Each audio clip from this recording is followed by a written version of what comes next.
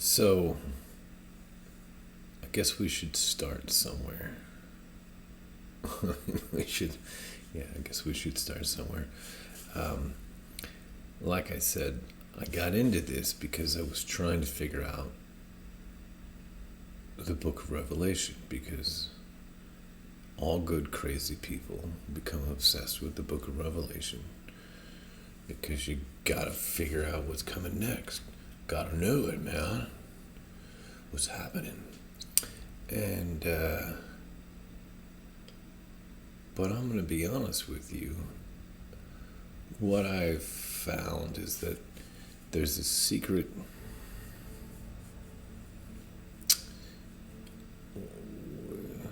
words have there's a I guess basically I'm going to show you like a Rosetta Stone. That's kind of what's happened is I've discovered, and maybe somebody knows it, I have read a bunch of things and watched a bunch of things, and now I've found some of this stuff in there, but a lot of it I've just sort of had to piece together, and then I can kind of prove it. But I mean, there is it.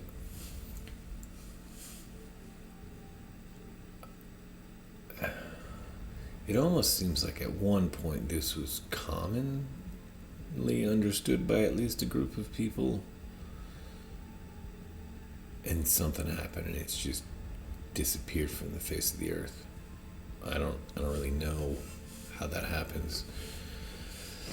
But really if you're gonna have a secret language, which is kind of what I'm saying, you would probably want to start decoding that right off the bat, right? So you're gonna want to look. We need to go to Genesis. We need to not just go to Genesis. We got to go all the way to the very beginning of the book, to chapter 1. And anybody who's studied the Bible is going to be aware of what I'm going to tell you, but just to lay it, the groundwork is in Genesis, God creates man 2 times. Now, there are some philosophical explanations for this that I don't disagree with. There are some... What I've learned about the Bible, and I thought I knew it because I went to Sunday school and learned the stories, is there's an awful lot of weird things in the Bible that people have just spent an awful lot of time going, don't worry about that. And like if it was 1 or 2, we're talking a lot. And the strange part is the only people that really are aware of this either went to seminary where they were told, yeah, don't worry about that, this is the explanation we've come up with, just stick with this. And for whatever reason, all of those people go, okay. Or you're like a Bible scholar in a university. They're aware of all of this stuff. In fact, a lot of this I've had to pick up from, or a lot of, it has been very helpful. I have watched, I wish I could exaggerate, the amount of time I've spent on this is pretty absurd. But I would say I've seen hundreds of lectures from as many of the top people as I can. I mean, they do talks, they record them, you can find them on YouTube. There's the Gnostic Informant, and there's the other guy, I can't think of his name.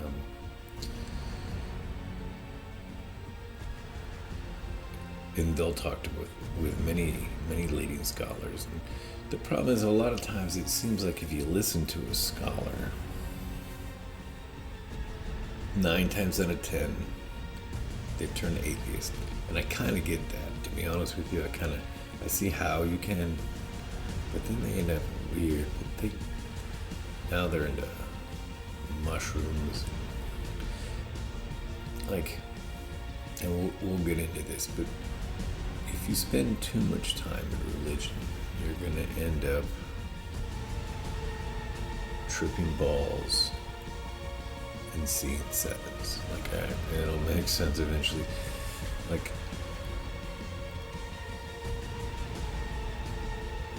the scholars get so in the weeds that they lose their way.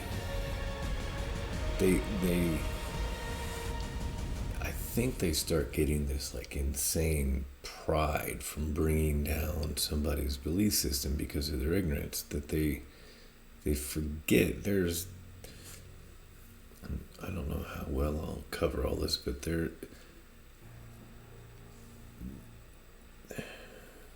religion, biblical stories for sure, and religion in general, they serve more than one purpose, and they may have more than one meaning, right? So if I had to tell you that how this works is, there's the meaning for the handful running everything.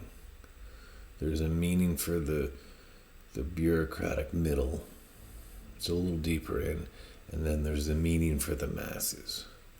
Right? The masses, they're not going to think too deep. So, like, if you're making a religion, it would stand to reason that it's a good tool for getting people to make right choices, to make a better society. So I actually don't have a problem with religion, because when you take that away, people get real weird real quick, and we're living in a world with no underlying moral values, right? We've removed those, and all that's left is just the animal, none of the higher self. So where a lot of scholars get lost, I think, is they look at such disdain upon the average person because they believe in a literal understanding, and they definitely are all about the myth.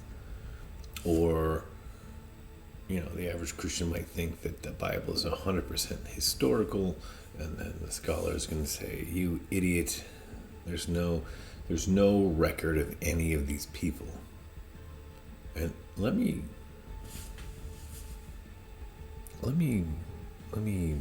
back them up.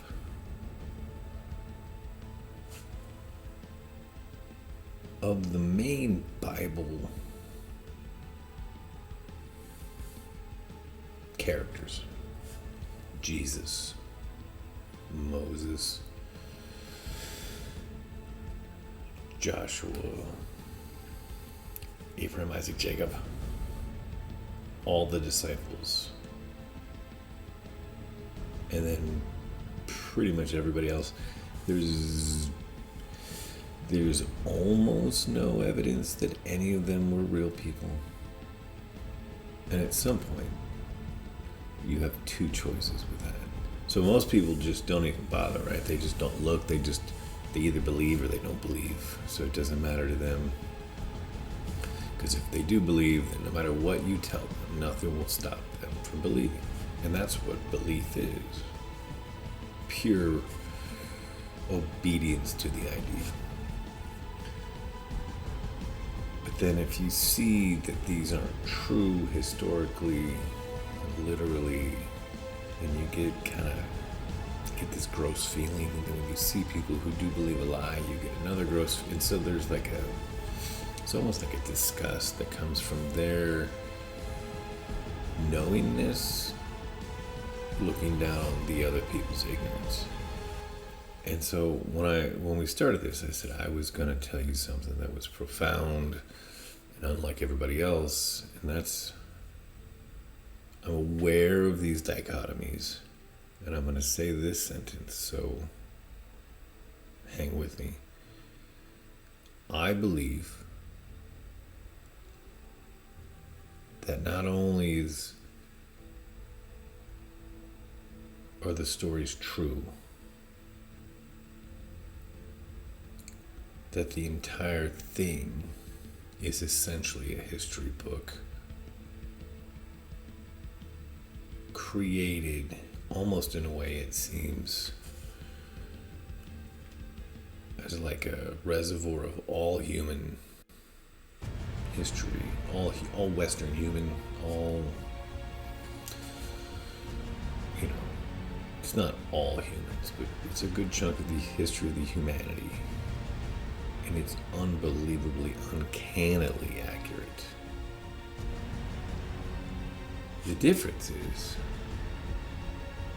probably my biggest, most profound difference is how you read the Bible. So I will also say this sentence: there is no evidence for the existence of people like Moses or Jesus. So in my head, it is simultaneously 100% accurate, and there is no person called Moses, Jesus, Jacob, David, Solomon. And that's probably the hardest one to get your head around, is how can I hold those two unbelievably opposing thoughts at the same time? And the answer is, watch this.